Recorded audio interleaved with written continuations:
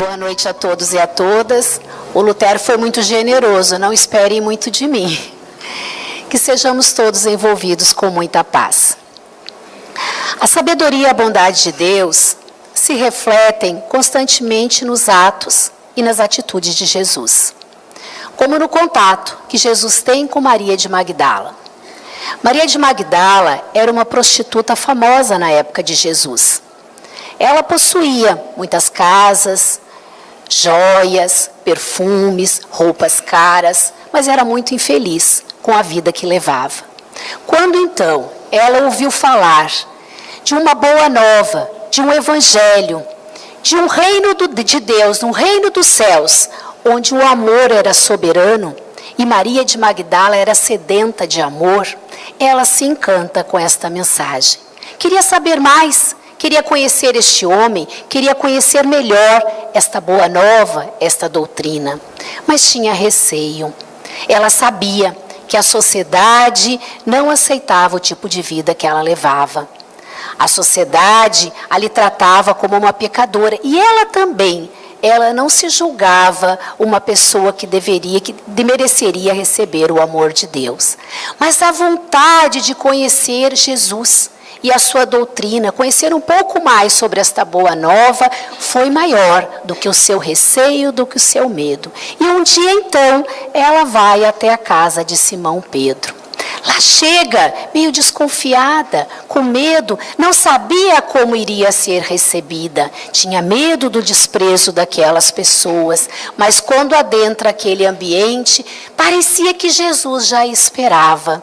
Ele lhe transmitiu um sorriso de bondade. E ela então se sente acolhida pelo Mestre e lhe diz: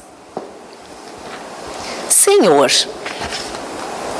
ouvi a vossa palavra consoladora e venho ao vosso encontro. Tendes a clarividência do céu e podeis adivinhar como tenho vivido. Sou uma filha do pecado, todos me condenam. Entretanto, Mestre, observei que tenho sede do verdadeiro amor. Minha existência com todos os prazeres tem sido estéril e amargurada. As primeiras lágrimas já lhe borbulhavam os olhos, enquanto Jesus a contemplava com bondade infinita. Ela, porém, continuou: ouvi o vosso amoroso convite ao Evangelho. Desejava ser das vossas ovelhas, mas será que Deus me aceitaria? E Jesus então a responde: acaso poderias pensar que alguém no mundo estivesse condenado ao pecado eterno? Onde então o amor do nosso Pai? Nunca viste a primavera das flores sobre uma casa em ruínas? As ruínas são as criaturas humanas, porém as flores são a esperança de Deus. Sobre todas as falências e desventuras próprias do homem, as bênçãos paternais de Deus descem e chamam. Sentes hoje este novo sol a iluminar-te o destino. Caminha agora sob a sua luz, porque o amor cobre uma multidão de pecados. Esse diálogo, esse contato de Jesus está no livro A Boa Nova, de Humberto de Campos. Então, neste momento, onde Maria se sente abrigada, amada, perdoada por Deus, ela então sofre uma transformação. Ela abandona todo o seu passado, toda a vida que ela viveria até então, e começa uma existência diferente. Ela começa a se dedicar ao Evangelho de Jesus. E ela, contam as escrituras, contam os historiadores, que ela ajuda os leprosos até o final da sua existência, quando então ela vem desencarnar de lepra. Se Deus, através de Jesus, através de todos os exemplos que temos, sempre nos perdoa, sempre nos dá uma nova oportunidade. A reencarnação é a maior prova de perdão de Deus para conosco, onde Ele nos dá sempre uma nova chance, uma nova oportunidade de recomeçar, de refazer lições que até então não soubemos fazer de forma adequada. Por que nós temos tantas dificuldades de nos perdoar e de perdoar os outros também? Muitas vezes acreditamos que perdoar é esquecer. E Divaldo nos fala que perdoar não é esquecer. Ele diz que esquecer depende da memória. E isso é uma situação, é uma questão fisiológica, independe da nossa vontade. Existe um outro também palestrante, chamado Sérgio Lopes, que ele fala também que nem é bom a gente esquecer. Porque se nós esquecermos dos nossos erros, dos nossos equívocos, dos nossos enganos, nós vamos repeti-los. Se a sociedade esquecer os crimes que foram cometidos, que nós cometemos com a sociedade, como por exemplo o nazismo, corre-se o risco de acontecer de novo. Então ele nos fala que perdoar não é esquecer, que perdoar é superar o ressentimento, é não guardar mágoas, é não cultivar o ódio, o rancor, é não pensar em vingança, é não cultivar remorso e culpa. E Jesus deu muita ênfase ao perdão. E não poderia ser diferente, porque a doutrina de Jesus é baseada no amor. Jesus sabia que só o perdão era capaz de nos libertar da escravidão, do remorso, da culpa, do ressentimento, da vingança. Por isso ele nos falou tanto sobre o perdão. E como amar se não conseguimos nos perdoar e não conseguimos perdoar aos outros? E Jesus então nos deixa 4 itens a respeito do perdão. O primeiro item que Jesus nos fala sobre o perdão é que todos erram. E como um grande pedagogo que Jesus era, todas as situações que ele tinha do seu cotidiano, do nosso cotidiano, ele aproveitava para nos transmitir uma lição. E neste momento, então, naquela situação que conhecemos bastante, a respeito da mulher adúltera, onde todos estavam ali para apedrejá-la. Porque era da lei daquela época que a mulher adúltera deveria ser apedrejada até a morte. E eles então perguntam a Jesus, porque eles queriam que Jesus fosse contra a lei para culpá-lo. Então lhe perguntam o que fazer com aquela mulher. E ele então olha toda aquela multidão, olha para nós e diz: atire a primeira pedra aquele que não tem pecado. Conta a história que as pessoas foram largando as pedras no chão. Primeiro os mais velhos, depois os mais novos. Talvez os mais velhos porque lembrassem, naquela existência presente, dos seus equívocos, dos seus enganos, lembravam de mais coisas porque tinham mais tempo naquela existência. E os mais jovens também fizeram a mesma coisa. E todos se afastam, fica apenas Jesus e a mulher adúltera. Então ela olha para o mestre e pergunta: o que eu faço? E Jesus diz: eles não te condenaram, eu também não te condeno, mas vai e não peques mais. Neste momento, com esta oportunidade, com esta lição, Jesus coloca um dedo na nossa consciência. Porque ele vem dizer que todos nós erramos, porque somos aprendizes. E como aprendiz, nós nem sempre acertamos. Porque faz parte do aprendizado o acerto e o erro. E para que possamos visualizar melhor essa situação, de que muitas vezes acertamos e outras erramos, basta lembrarmos de alguma criança, que seja próximo nosso, ou até mesmo nós do passado, quando estávamos aprendendo as primeiras letras, quando estávamos alfabetizando. o quanto que era difícil unirmos as letrinhas, as sílabas e formar uma palavra. O quanto foi difícil aprendermos a escrever o nosso nome. Hoje, já com esse aprendizado, acompanhamos um slide, acompanhamos muitas vezes de forma mais rápida.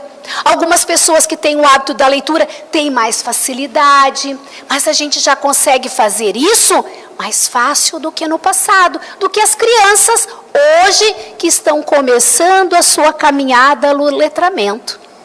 Então, espiritualmente falando, também é assim. Para aprendermos, para evoluirmos, para conseguirmos fazer o que é correto, muitas vezes nós erramos antes. Erramos por ignorância, erramos porque no momento não sabemos fazer diferente.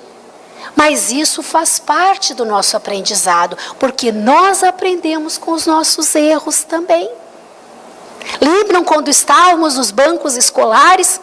Quantas vezes apagávamos tanto aquela palavra, aquela frase que tínhamos que fazer, que formular? Ficávamos desanimados, chegava até a abrir um buraquinho no caderno, né? E a professora dizia, mude a página, para nos incentivar, porque a gente ficava desanimado daquela situação. Então a nossa vida é assim. Deus diz, mude a página, recomece de novo. Todos nós estamos na caminhada do aprendizado. E nesta caminhada, muitas vezes nós tropeçamos, muitas vezes nós erramos. Então o problema não está nos nossos erros e nos nossos enganos. O problema está em continuar errando. O problema não está em cair, mas está em se negar, a reerguer-se, a levantar, a ir adiante. O problema não está no nosso erro, no problema em si, mas na nossa postura diante dele. E aí podemos lembrar de dois apóstolos de Jesus, Pedro e Judas. Dois apóstolos que acompanharam o mestre. E eles o conheciam muito bem e o amavam demais. Mas cada um deles tem uma atitude diferente perante a sua caminhada. Vamos lembrar de Pedro. Pedro, quando Jesus conversou e contou a eles o que iria acontecer, que ele iria ser preso, crucificado, e Pedro disse, não, mestre, de jeito nenhum, não vou permitir isso. E Jesus diz, ai Pedro, porque Jesus conhecia Pedro, sabia que Pedro era medroso, era inseguro, e ele iria negar Jesus. Então Jesus diz a Pedro, Pedro, antes que o galo cante, você vai me negar 3 vezes. E Pedro ficou até ofendido e disse, mas por que me tem, Senhor? Jamais farei isso. E aí então, naquele mesmo dia, umas horas depois, quando Jesus é levado, Pedro fica com medo. E ele vai escondido acompanhar aquela trajetória de dor e sofrimento. E alguém chega perto dele e diz, eu estou te reconhecendo. Você era um dos que acompanhavam este Galileu. Ele disse, não. Chega outro e faz a mesma pergunta. Ele diz, não, nem conheço. E chega o terceiro e faz a mesma pergunta. Mas estou te reconhecendo, você era um dos seguidores desse Jesus. Ele disse, não, nem eu conheço, nem sei quem é. Quando ele termina de negar Jesus pela 3ª vez, o galo canta. E aí ele lembra do que Jesus falara. Ele se desespera, lhe vem lágrimas de arrependimento, porque ele amara aquele homem demais. E ele percebera que por medo, ele não tivera condições de dizer, eu acompanho este homem, eu acredito nele. E Pedro então precisa se recolher. E depois de um certo tempo, ele faz uma caminhada diferente. Ele não se deixa caído no chão, ele levanta e começa uma atitude diferente. De medroso, ele vira corajoso. E ele começa então a falar sobre Jesus. Fala sobre os seus ensinamentos. E conta aos historiadores que as pessoas esperavam pelo momento de Pedro falar. E quando ele falava, ele dizia: um dia eu neguei Jesus, mas hoje eu não nego mais. E Pedro é um dos pilares do cristianismo. Já Judas também era um seguidor do mestre. Ele amava Jesus. Ele sabia o quanto que Jesus era diferente. Ele sabia do poder daquele homem. Mas Judas não compreendia que reino era esse que Jesus dizia. Ele acreditava no reino da matéria. E ele acreditava que se ele entregasse Jesus, Jesus ia mostrar todo o seu poder. E é o que ele faz. Mas quando Jesus então é entregue, Judas percebe que Jesus se entrega com humildade. Não faz nada, se deixa levar. E aí Judas se desespera. Chora de arrependimento porque percebe que errou. Mas aí ele comete um erro maior ainda. Porque no seu desespero, ele procura a falsa solução do suicídio. E depois ele precisou de muitas e muitas reencarnações para ele conseguir recuperar, refazer este momento de desespero dele, que é a falsa ideia do suicídio. Então, duas histórias que temos de duas pessoas que, como nós, aprendizes e que tinham a sua imaturidade, tinham as suas dificuldades, mas cada um agiu de forma diferente.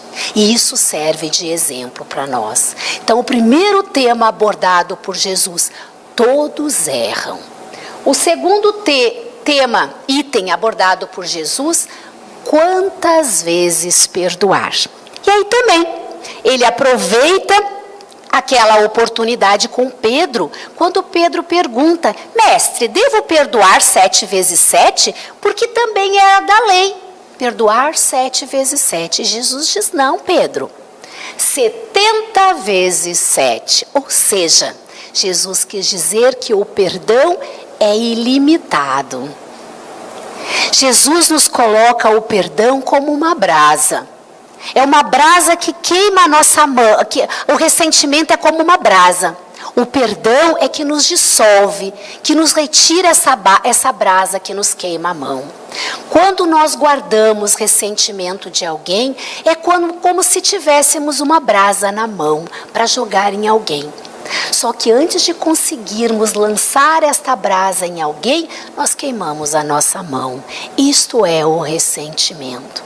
Então, quando Jesus nos propõe o perdão de forma ilimitada, ele nos propõe: largue a brasa, solte o ressentimento, não retenha, porque isso lhe fará mal. E a própria ciência, os próprios médicos já chegaram à conclusão que o ressentimento, a mágoa, a vingança, o ódio, a nossa dificuldade de perdoar nos causam doenças físicas. Perdoar é abrir mão da retaliação. Perdoar é abdicar de vingar-se. Perdoar é não revidar. E aqui nós podemos prestar um pouquinho atenção. Não é simplesmente não revidar fisicamente. Às vezes a gente diz assim: eu já perdoei. Mas ele vai ver só. Porque a justiça de Deus esta não falha. Então nós não perdoamos. Porque nós queremos nos vingar através da justiça divina. Então, quando ele nos fala em perdoar, é perdoar mesmo. É compreender que cada um de nós comete faltas, comete erros. Mas que no nosso tempo, todos nós vamos acertar. Porque a fatalidade da nossa caminhada evolutiva é a perfeição relativa. Então, em algum momento, todos nós vamos aprender. Então, o ódio, a vingança e o ressentimento não é apenas físico, mas também de pensamento, que nós precisamos trabalhar, que é mais difícil ainda. Outro item abordado por Jesus: quem perdoar. E aí ele nos propõe perdoar a todos, amigos e inimigos. E aí vem nos lembrar de uma história de um livro chamado Novamente Juntos. E conta a história de um homem chamado José. José estava à margem de um riacho, quando ele vê um velhinho se aproximando e ele percebe que aquele velhinho queria atravessar aquele rio, aquele riacho, ir para na outra margem. E ele então se propõe e diz: eu sou forte, posso lhe carregar no colo e lhe transportar então para a outra margem. E o velhinho aceita e José então faz isso. Quando chega na outra margem, no outro lado do riacho, do rio, o velhinho se transforma num jovem. E aí ele diz para José que ele é o Senhor dos destinos. E José estava sendo testado e havia passado no teste. E como ele havia passado no teste, ele iria ganhar um presente. Ele teria a oportunidade de mudar o seu destino.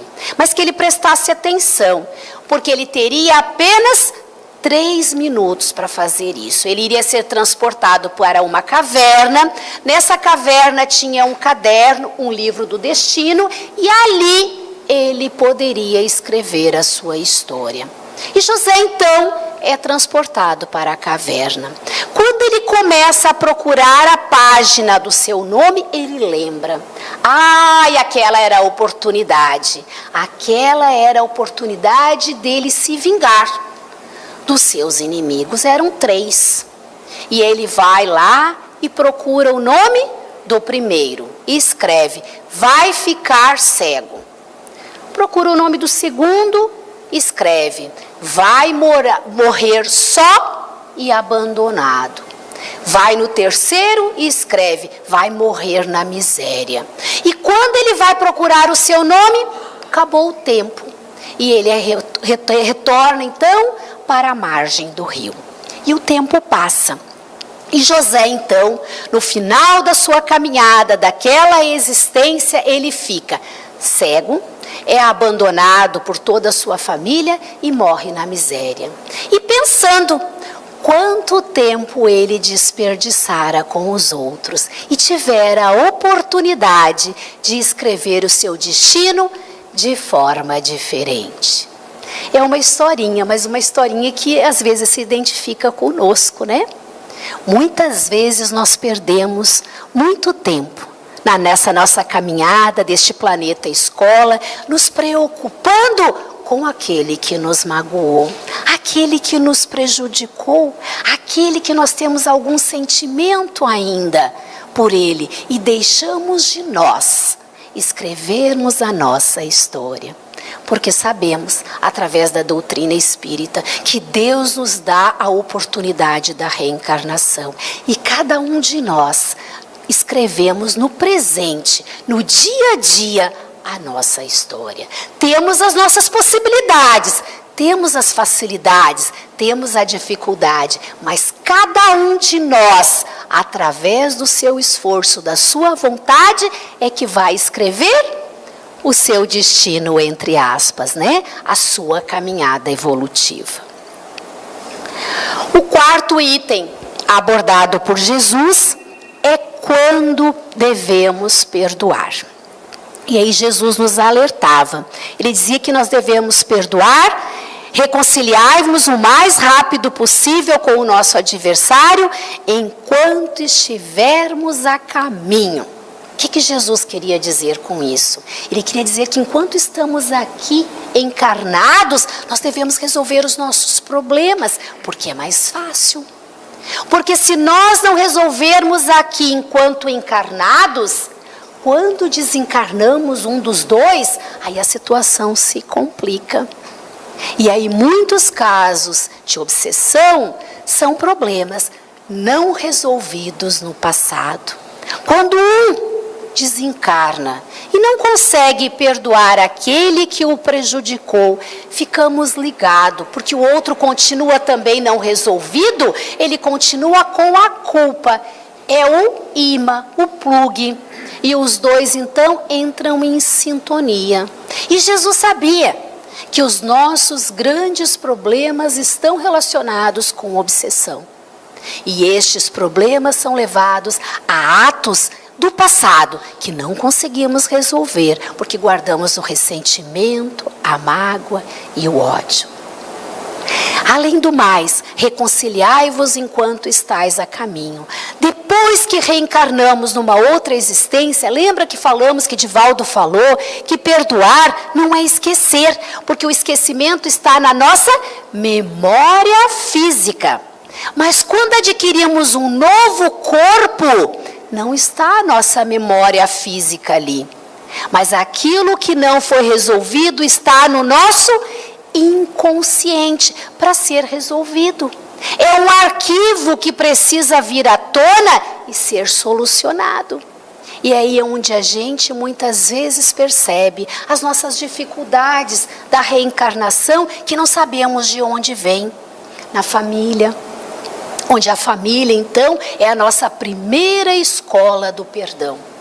A reencarnação nos dá a oportunidade de convivermos dentro da família para aprender a amar. Também temos as nossas dificuldades no ambiente profissional e até dentro dos nossos templos religiosos. Também temos as nossas dificuldades. São antigos parceiros do passado que não conseguiram se reconciliar no passado. E está lá os arquivos, querendo que seja resolvido. E isso atrapalha bastante a nossa caminhada evolutiva. Por isso Jesus dizia, enquanto estáis a caminho, reconciliai-vos, resolver os problemas agora, aqui no presente. Não deixe para uma próxima reencarnação. Não deixe para o futuro, porque o futuro pode ser bem mais difícil. Então, através destes itens que Jesus nos coloca, já percebemos que todos nós erramos. Todos nós estamos num processo de aprendizado e o erro e o acerto faz parte da nossa caminhada. Mas aí nós vamos pensar, tudo bem, Loreni, perdoar quando são coisas corriqueiras do dia a dia é fácil. Mas e perdoar aquelas situações difíceis? Aquelas situações que certamente hoje, nesta existência, nós não faríamos mais. O que fazer nessa situação? O que fazer em relação e o que pensar em relação a um assassino? O que pensar de um estuprador? O que pensar de um pedófilo? De um traficante? De situações estas que nós agora no momento já superamos, não fazemos isso. Sabemos que temos uma história do passado, mas no momento não temos. Como perdoar? Como agir nesta situação? E aí a doutrina espírita nos diz que existe um perdão que nós precisamos durante a nossa caminhada irmos alcançando. Que é o perdão que temos através do amor maior do que o nosso.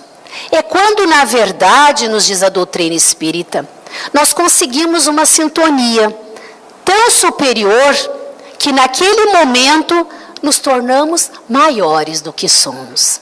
Lembram da oração que o Lutero fez? Ele pediu auxílio a Manuel Quintão, aos dirigentes aqui da Casa de Jesus. São espíritos mais maduros do que nós, para eles nos ajudarem neste momento, para que possamos aproveitar este momento de reflexão. Porque somos aprendizes, precisamos do mestre, precisamos de um professor, precisamos de alguém que nos oriente e nos guie. Então, como perdoar em situações difíceis? É nos sintonizando com essa espiritualidade mais madura do que nós, que já passaram por todas as situações que hoje estamos passando e já tem este amor, um amor muito maior, que é a proposta do mestre. Porque nós sabemos que quando nós sintonizamos com espíritos inferiores, nós somos capazes de atitudes muito piores do que o nosso cotidiano a gente é capaz de fazer. Quando estamos envolvidos com droga, com álcool. Nós sabemos que neste momento nós somos capazes de tomar atitudes muito equivocadas. Se nós somos capazes de nos sintonizar com os espíritos inferiores e tomarmos atitudes equivocadas, que não fazem parte do nosso cotidiano, do nosso aprendizado, do nosso dia a dia, também podemos fazer o contrário. Podemos também sintonizar com espíritos superiores e ter este amor do qual Jesus nos propõe. Então, diante de grandes dificuldades, grandes tormentos, grandes perturbações, somos capazes de superar a nossa imaturidade, praticando um amor maior do que o nosso. Será a presença divina na nossa sintonia. Porque pior que sejam as circunstâncias de sofrimento que passamos nessa nossa existência, nós não sofremos nenhuma injustiça, porque compreendemos, sabemos da existência da reencarnação. Não há espaço para a injustiça na lei de ação e reação. Na justiça da reencarnação, quando nós sofremos alguma coisa que não dependeu da nossa postura do presente, é porque as causas do nosso sofrimento estão no passado. Então não nos acontece nada que não mereçamos, por piores que sejam os acontecimentos da nossa vida, não se deu por acaso ou por descuido da lei. Porque Deus nos acompanha o tempo todo. E Jesus nos dizia, Deus é Pai, está sempre do nosso lado e Ele acompanha até um fio de cabelo que caia, Deus tem o conhecimento. Então as situações do nosso dia a dia estão justificadas pela lei de ação e reação. E são oportunidades de aprendizado. São oportunidades da gente responder, da gente vivenciar este amor pelo qual Jesus nos propõe. Eu estou um pouquinho perdida no meu horário. Eu tenho até 7 ou já estou no meu horário? Tenho 7? Então vamos agora para encerrar. Nós trouxemos uma história para compartilhar com vocês. E esta história, ela foi narrada por Divaldo em Videira, no dia 22 de setembro de 2003. E o site Momento Espírita, então, faz um texto que chama A Bênção do Perdão. E é com esse texto que a gente encerra essa nossa conversa desta noite. E nos diz assim, que uma nuvem espessa pairava sobre a alma daquela mãe sofrida. Seu jovem filho, criado com amor e desvelo, fora assassinado por um amigo dominado pelas drogas. O desespero e a amargura eram suas companhias permanentes. Os olhos fundos e a palidez denunciavam as noites de insônia e a falta de alimentação. Uma amiga a convidou, talvez inspirada pela providência divina, a buscar ajuda com o Divaldo. Era início da noite na cidade de Salvador, no estado da Bahia, quando as duas senhoras adentraram a casa singela, onde o médium atende aqueles que o procuram, através de consolo e esperança. Divaldo percebeu que se tratava de um caso grave e atendeu aquela mãe prontamente, com grande ternura. Aos poucos, a senhora ia contando o drama ocorrido, falando que um amigo do seu filho o havia alvejado, por motivos banais, de ligeiro desentendimento entre ambos.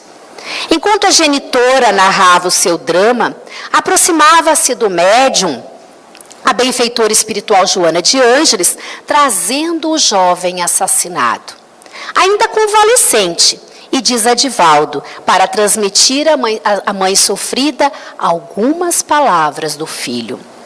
Naquele momento, o filho, tomando emprestada a aparelhagem fonadora do médium, fala à mãezinha palavras de conforto. Disse que não cometesse o suicídio como estava pretendendo. pois esse crime afastaria ainda mais dele e por mais tempo.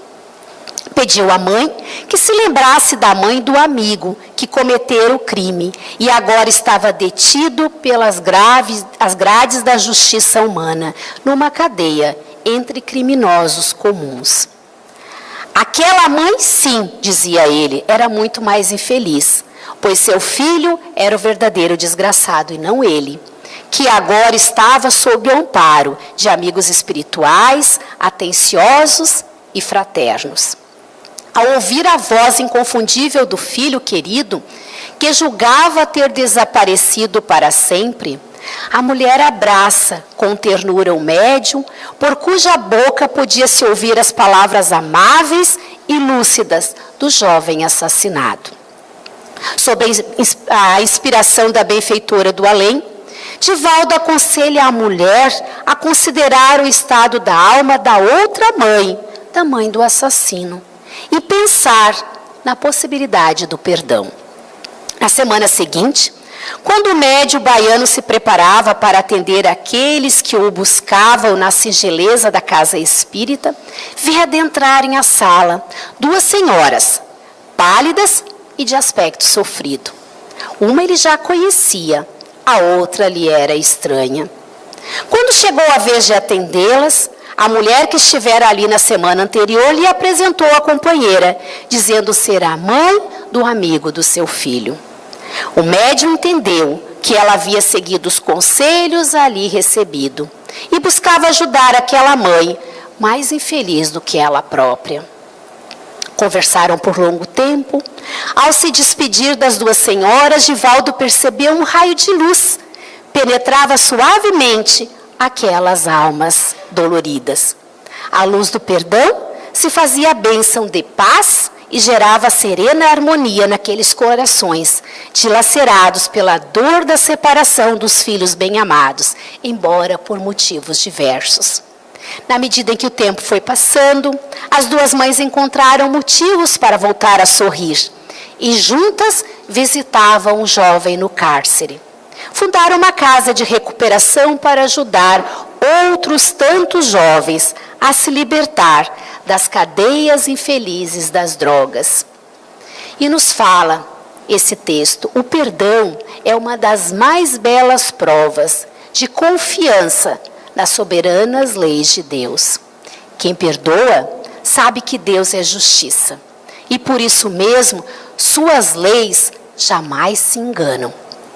Perdoar é receber com resignação os fatos que não se pode evitar ou mudar, com a certeza de que a justiça divina não se equivoca.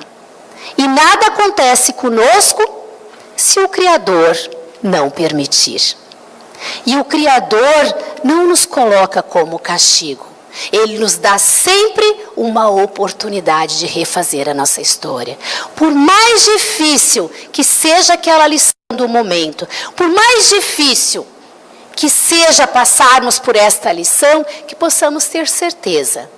Deus nos proporciona o melhor naquele momento. A melhor lição que possamos ter para então nos libertarmos dos nossos equívocos, dos nossos enganos, do nosso passado. Um passado que ainda nos rodeia e prejudica tanto a nossa caminhada de felicidade, de paz, de harmonia, de perfeição relativa. Então, desta forma, nós agradecemos a todos e a todas pela atenção e pedimos a Deus e os espíritos amigos que estão aqui conosco, que continuem nos ajudando, nos incentivando e que nós possamos aproveitar as oportunidades que a vida nos oferece para aprender as lições que Deus nos proporciona. Muito obrigado a todos e a todas.